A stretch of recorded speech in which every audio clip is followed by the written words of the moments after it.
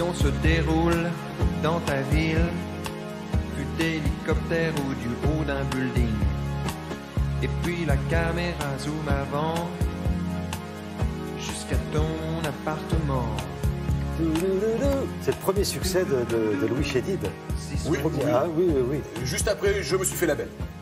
Ah, je sais pas. Et il y avait T'as beau pas être beau avant. Allez, c'était le troisième. Ah si, certain, je vous assure. Allez, on prend les paris. Vous voulez parier à côté de la machine au café, là? En fait. Ça vous embête pas? On prend les paris. Et moi, je te parie. Écoute-moi bien, parce que ça, c'est pas possible. Hein. Ça, c'était en 92. Hein. Maman, coupé tout de suite. Allez. On peut y aller? Justement, c'est Sarah qui va commencer, qui nous emmène à Montmartre. Ouais, justement, parce qu'on va parler justement de cinéma, la place du Tertre, le Moulin Rouge.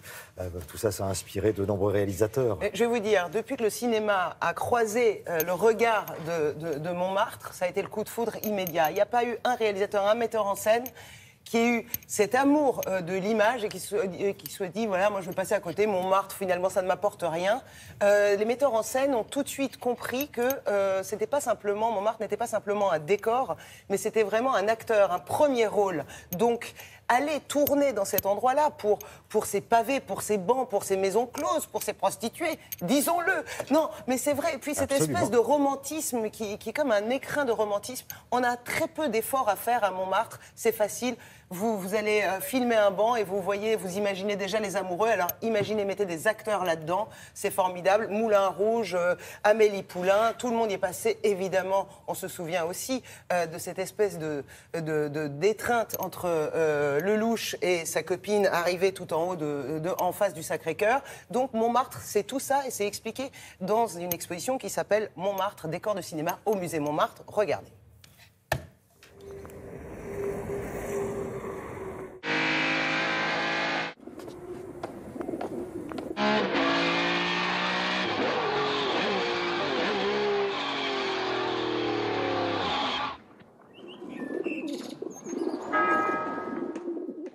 Alors moi, je suis arrivé à Paris en 74. Je me souviens, je suis venu très vite à Montmartre et j'ai été tout de suite estourbi par le décor. Et je voyais déjà un décor de film et j'ai su à ce moment-là que je ferais un film un jour ici. La lune trop blême pose un diadème sur tes cheveux roux. Montmartre, décor de cinéma au musée de Montmartre, présente tous les films qui ont été tournés à Montmartre. Pas tous les films, parce que bien sûr, on ne pouvait pas tout montrer.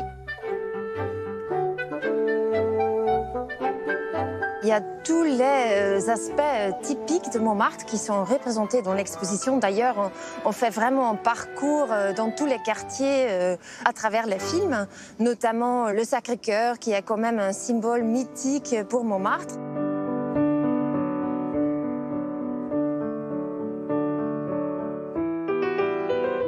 Bien sûr aussi la fête au Moulin Rouge. C'est magnifique. On commence avec John Huston et Un Américain à Paris, et aussi Bibi la purée de Champreux, mais aussi Paris de Cédric Lapiche.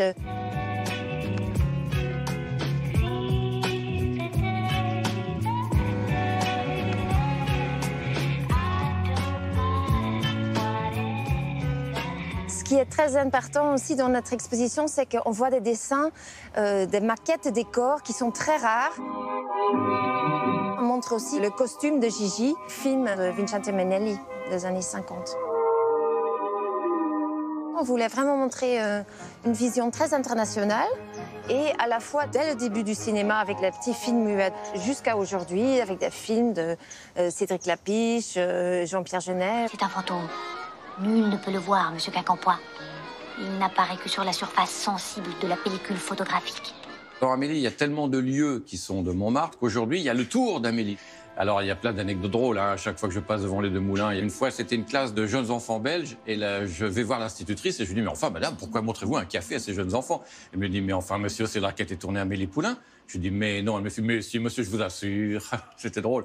Et j'étais au sex shop une fois, qui est juste en dessous, pour dire, est-ce que vous avez aussi des visites? Et le gars m'a regardé, il m'a dit, t'es qui, toi? Je lui dis, bah, je suis le réalisateur. Il m'a dit, ouais, j'étais là au tournage, toi, je te connais pas, alors tu dégages.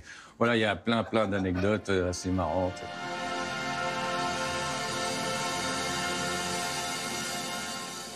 « Voilà. J'ai dit Jean Genet tout à l'heure, je veux dire Jean-Pierre Jean-Pierre Jeunet, bien sûr. J'ai enlevé la pierre, mais on n'en a pas besoin parce qu'il est formidable. Vous avez jusqu'au 14 janvier, donc, pour aller voir cette exposition. J'ai fini, je vous laisse du temps, je vous laisse de l'amour, voilà, là-dessus.